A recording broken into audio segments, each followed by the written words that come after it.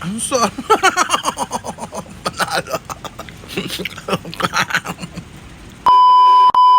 Another day, another vlog. Hello Philippines and hello world. At heto nga, tapos ng aking maghapong pagkatrabaho. Habang naglalakad nga ako dyan, nag-iisip ako na mauula. O di ba napakasimple ng problema. Pagkatapos napatingin nga ako dito sa tapat ng munisipyo ng Santa Rosa, ang Susan Meat Shop. Nalipat nga sila dito, dati sa gilid sila ng munisipyo. Tumingin-tingin nga ako dito sa loob ko ano ang masarap na mailuto mamaya. At biglang napukaw nga ang aking paningin dito sa baka.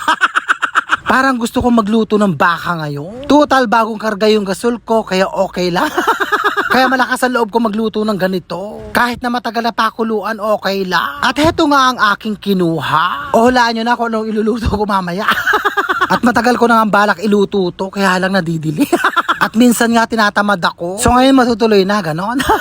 At heto nga at palabas na ako at pupunta naman ako ng palengke para bumili ng mga rekado. Pagkatapos nandito na ako sa bahay para umpisahan ko ng magluto. Lilinisin ko na ang karne, pakukuluan para matanggal ang dumi. Ayan, kumukulo na. O diba napakadaming umiibabaw sila. Pagkatapos huhugasan ko ulit. O ayan, diba napagkalinis-linis na. Uumpisahan ko na, heto. Lalagyan ko na ng napakadaming bawang, sibuyas. At syempre ang paminta. Nilagyan ko na rin ng toyo at saka suka. Syempre ang oyster sauce. Pagkatapos nilagay ko na rin yung pangalawang gata. O siguro alam nyo na. Diyos ko Lord, matagalang pakuluan ito hanggang lumambong. At heto nga at malambot na ang aking pinakukuluan. So pwede ko nang ilagay ang unang gata. O diba ang bongga, charot?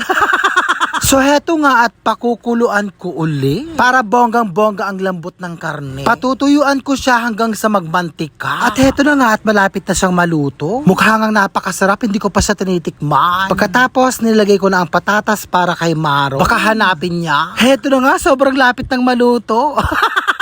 2 oras kong pinakukuluan, nakakaloka. So heto nga at luto na ang aking napakasarap na adobong baka na may gata.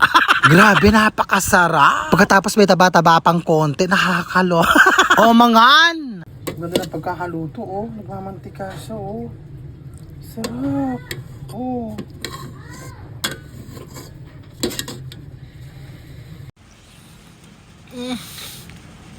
Ang sarap. Panalo.